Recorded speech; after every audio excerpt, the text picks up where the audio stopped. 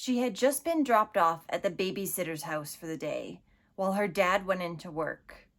But before he could even make it to the end of the street, he would receive a call from the babysitter saying that his little girl, Hannah, was unresponsive. What awful thing had happened to Hannah in such a short span of time?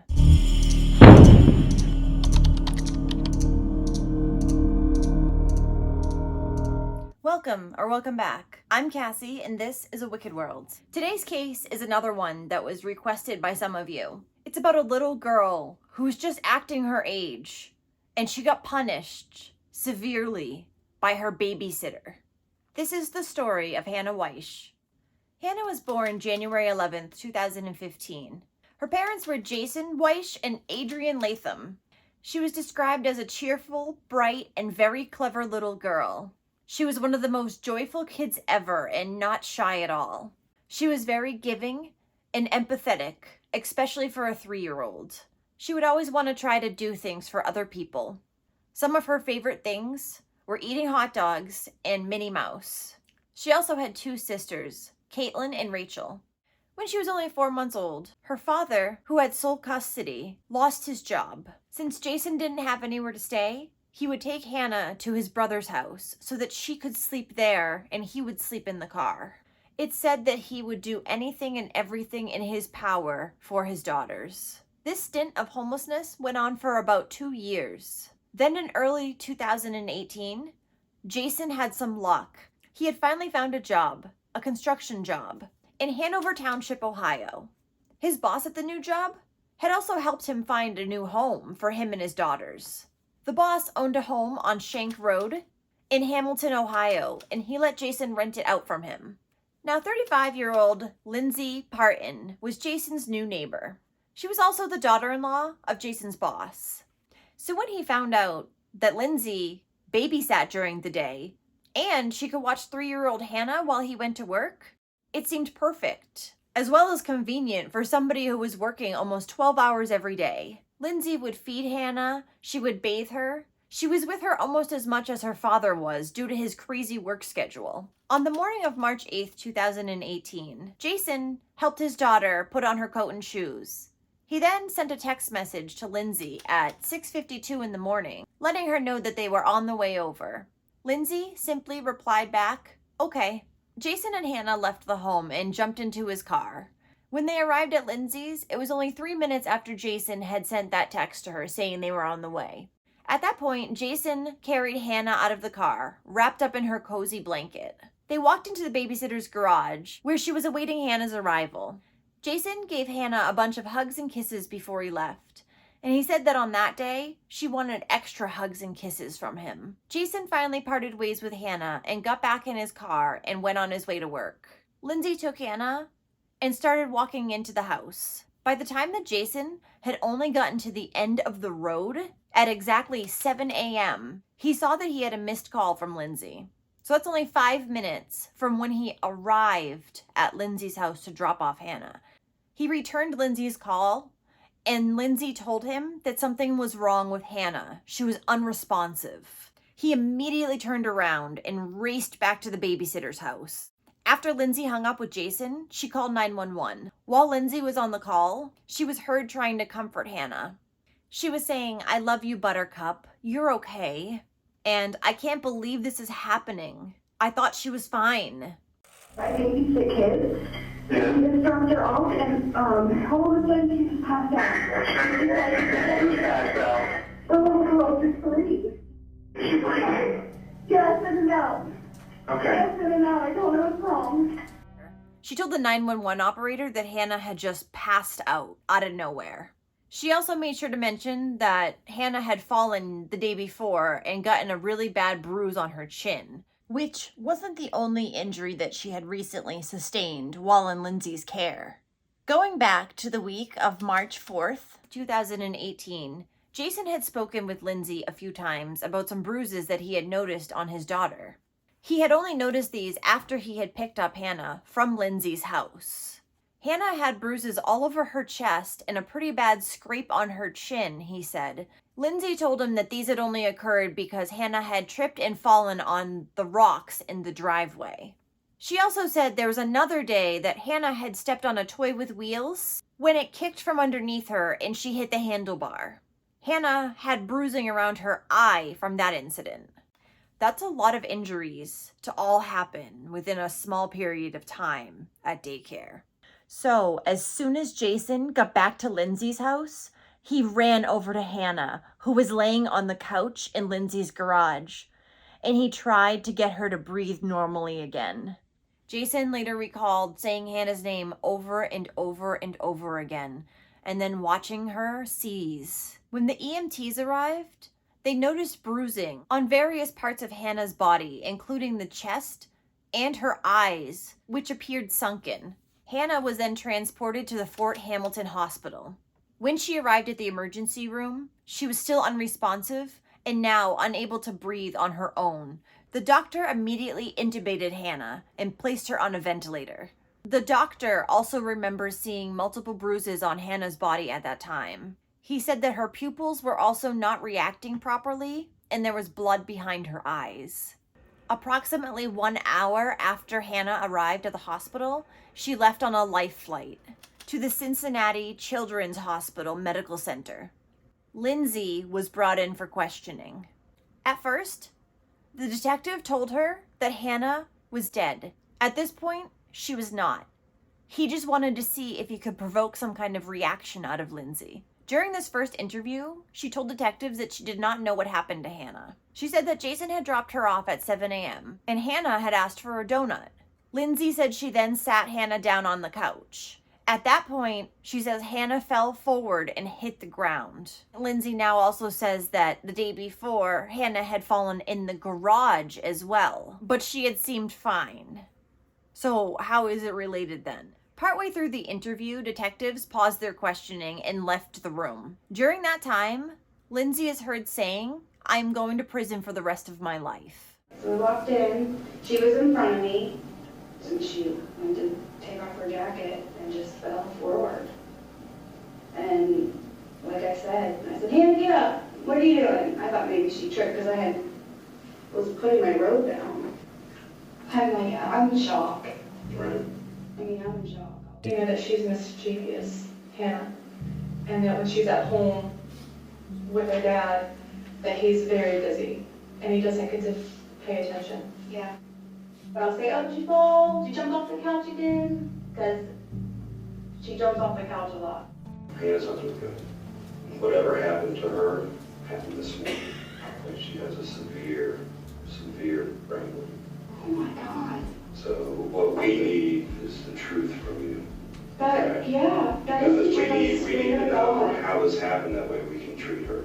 I'm absolutely telling you the truth. Oh my Because God. the way it's looking right now is that this happened at your house, because we need to find out. We need the I truth. swear to God, I'm telling you the exact truth. We walked in the From house what the and doctor's she saying, fell. she did not walk, she did not talk with this type of injury. None of that is She did, possible. I promise you she did. And they're saying that's not possible. I believe you're not being honest with us, and you need to come clean with it. I just know she's been beat, and that's the cause of her death today. I would never hurt her. Jason's telling us that she gets hurt a lot at your house, that she always comes home with bruises. That's completely untrue. She comes to my house with bruises. So who do we believe? The next day, detectives interviewed her again to see if they could get further information, or to see if her story had changed. And of course it did. During this interview, she made statements about excessively disciplining Hannah earlier that week, as well as shaking Hannah on the morning of March 8th. The police also pulled out some photos during this interview with Lindsay. They were photos of various bruising on Hannah's body, as they were when she arrived at the hospital. Lindsay once again told the story about how Hannah had fallen on the gravel and that many of the bruises were from that. She also told the story about Hannah falling off the toy with wheels and receiving bruises that way. She again denied knowing what had happened to Hannah the morning of March 8th when she was in her care. Approximately 50 minutes into the interview, Lindsay finally admitted that something else had happened that morning to Hannah. She said that Hannah had slipped at the entry door between the house and the garage, and she had hit her head on a concrete step. Lindsay said after that, she picked her up, and that's when Hannah told her that she wanted a donut and to sit on the couch. That's when Hannah collapsed. Detectives told Lindsay that the fall she had just described would not have caused the injuries that Hannah had. She then changed her story again. This time she stated that she was holding Hannah, and when she opened the door between the garage and the house, she slipped on Hannah's blanket and the two of them fell. She said Hannah hit her head on the concrete step. It was just from a taller height this time. You know, since the police had told her that the other story wasn't going to work, she now changed it to, oh, well, I'm taller, so that works, right? She also showed the detectives a bruise on her own hand, which she said resulted from the fall. The detectives once again told Lindsay that that kind of fall was not big enough to result in the severity of injuries that Hannah had sustained. So when people fall, you're going to have bruising on the sharp points. If you fall straight forward, you're not going to have bruising over here. And that's where we're getting, that's why we wanted to come down and fill in some of these holes. Yeah.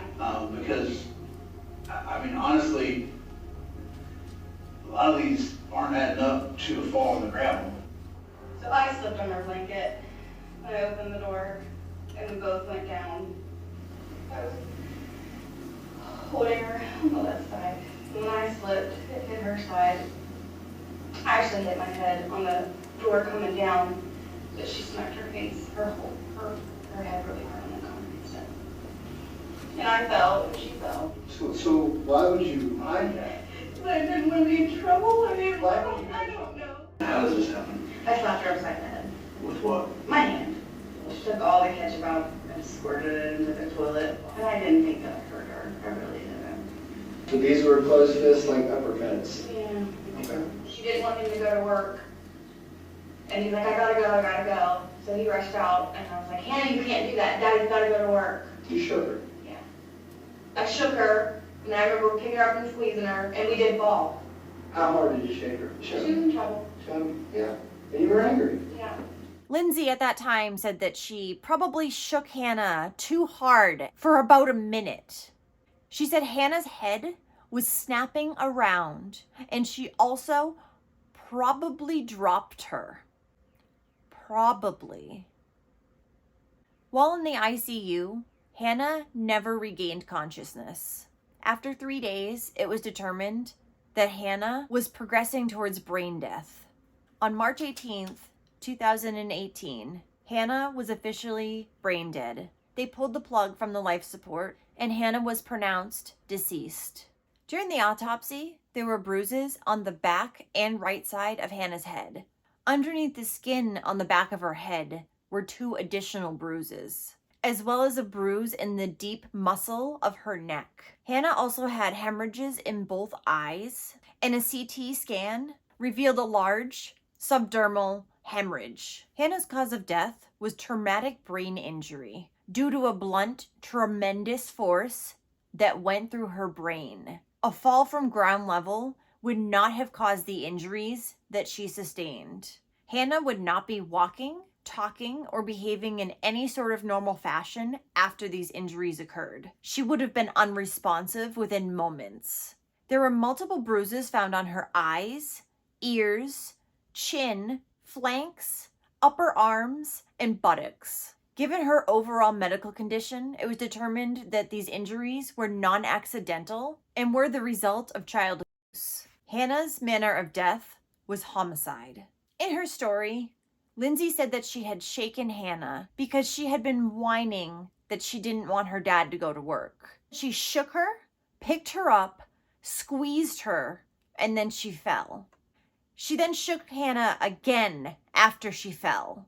Lindsay admitted that she had been frustrated. She said Hannah had been crying for her father every morning lately. Probably because you're hurting her? Of course she wants her dad. She demonstrated violently shaking Hannah and screaming, "Stop doing this already!" Lindsay says that she shook Hannah until she stopped whining. In regards to some of the bruising around Hannah's head, Lindsay admitted that earlier in the week she had slapped Hannah upside the head because Hannah had taken her ketchup and squirted it in the toilet. If my 3-year-old did that, I'd probably laugh. She also later admitted that this story was made up.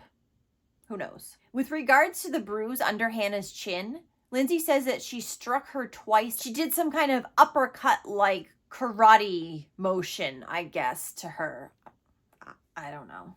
The bruises that were on Hannah's chest that Lindsay had earlier said were from the gravel and falling in the driveway, she now admitted were from physical discipline. She demonstrated how she would aggressively poke Hannah and scream at her, "Hannah, you know better," whenever Hannah would do anything wrong. She also showed detectives how she would squeeze Hannah around the middle to discipline her. When they asked her why she would do these things, she said because Hannah was mischievous and because she was frustrated with her own personal problems.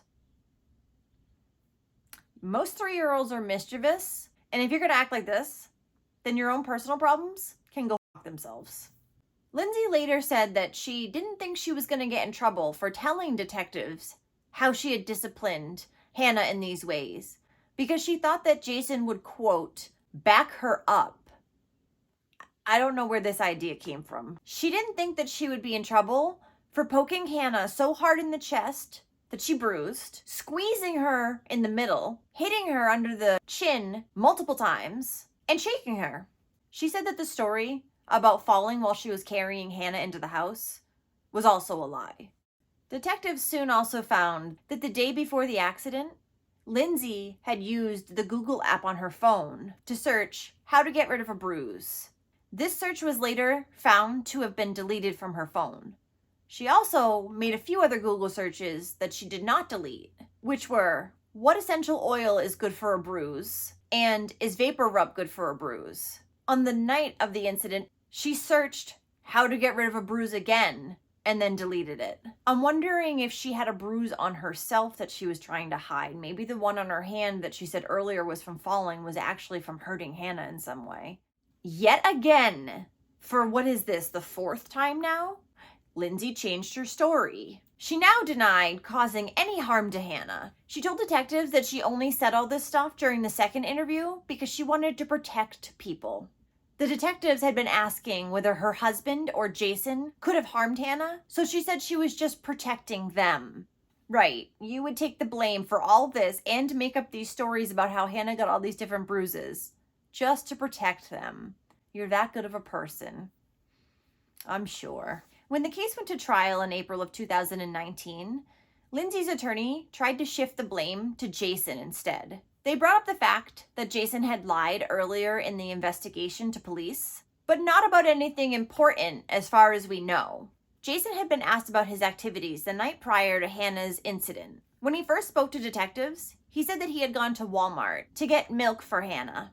Right before he was going to testify, he said that his friend Chris reminded him that that's not actually what did happen. His friend Chris Davis had stayed at their home that day, March 7th, and Jason had gone to pick up Hannah at 7 p.m. from Lindsay's house. After picking Hannah up, Jason and Hannah drove Chris back to his house, which was in Fairfield, Ohio. They then returned back to their own home, where they laid on the couch and fell asleep together. At this point, Lindsay had made so many incriminating statements that this wasn't really even considered. On April 12, 2019, the jury convicted Lindsay Partin on all 6 counts in which she had been indicted. 2 counts of endangering a child. This was for the 2 days prior to Hannah's incident. She had admitted to all these things she had done to Hannah, so those 2 counts were for that. The remaining 4 counts were for what had happened on the day of March 8th. And for that, she got 2 more charges of endangering a child, involuntary manslaughter, as well as murder.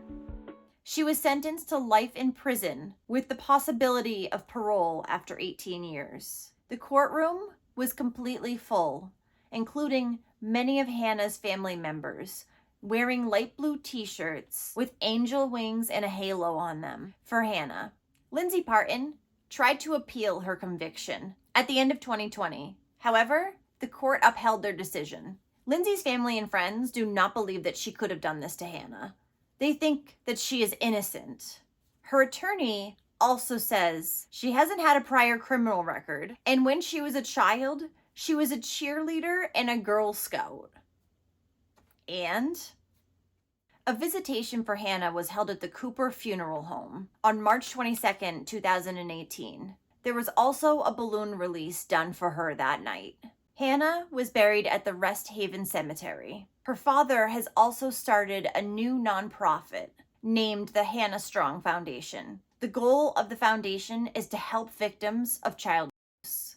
Well, thank you for listening to all of Hannah's story today. This story is scary for so many parents out there. You always want to think that your child is safe while you're away from them, and to think that somebody could be hurting your baby behind your back and you didn't know it is terrifying. Poor Hannah was just acting like a typical 3-year-old, and she should never have been punished for the fact that Lindsay was having personal problems at the time and couldn't control her patience. It's despicable. Well, if you do like true crime, don't forget to subscribe below or give this video a like. Both are appreciated. And until next time, thanks for watching A Wicked World. Take care, guys. Bye.